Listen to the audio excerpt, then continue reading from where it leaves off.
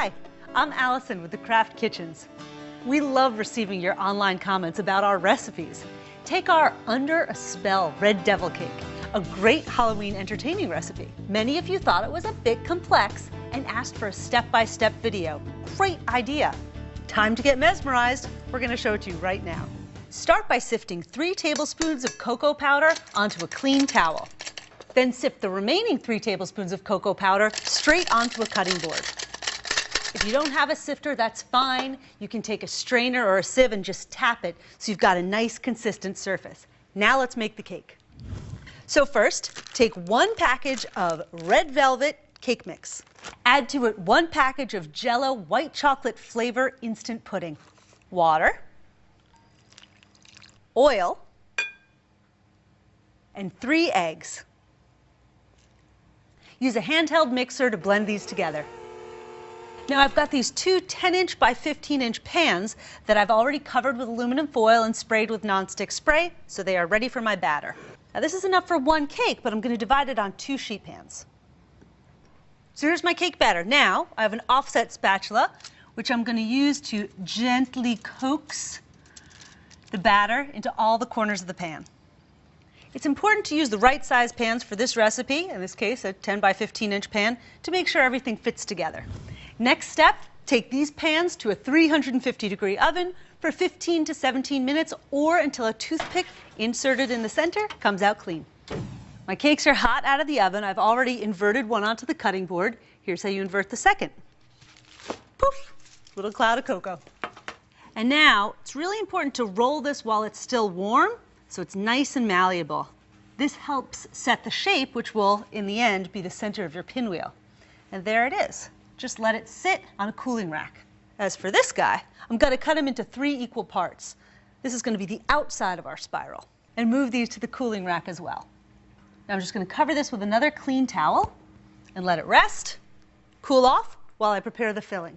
So for the filling, I'm going to start with 1 package of Philly cream cheese. And as you can see, I got a lot of ingredients here, so let me just beat this a little bit. And while I've got that going, I'm going to slowly add the milk. Now I'm going to mix in 2 packages of JELL-O white chocolate flavor instant pudding. Once it's in, just beat it for 2 minutes. And the last ingredient is Cool Whip, which I'm just going to whisk in.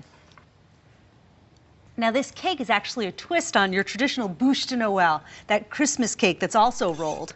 We're just moving it up a few months and using the same techniques for Halloween. Now I'm just unrolling that rolled cake, and I'm going to cut it in thirds. So why do you roll it and then unroll it? You want to really shape the cake so that it stays rolled. So I've got 3 separate pieces. Now it's time for the filling. And again, using my offset spatula to completely coat this. All right, now it's time to roll. So this is going to be my centerpiece. So I'm going to roll it. And then for stability, I'm going to go ahead and roll the next one right into this. So check this out. Right on over and continue the roll.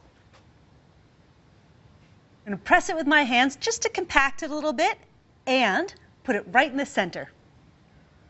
Now that I've got that spiral good and stable on my cake plate, I'm going to start layering these on. And now I'm just going to repeat the process with these, you may have forgotten about these, the flat pieces of cake. There you have it. That's the cake.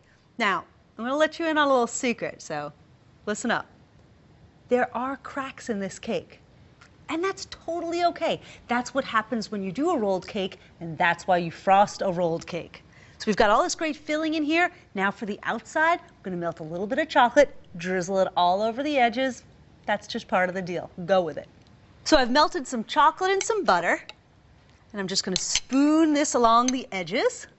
As I mentioned, this is going to help hide the cracks.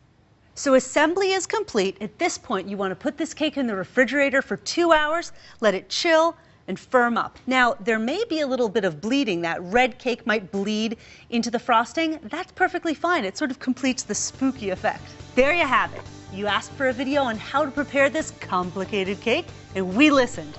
Serve our decadent Under a Spell Red Devil Cake this Halloween. For more dessert ideas like this, visit craftfoods.com.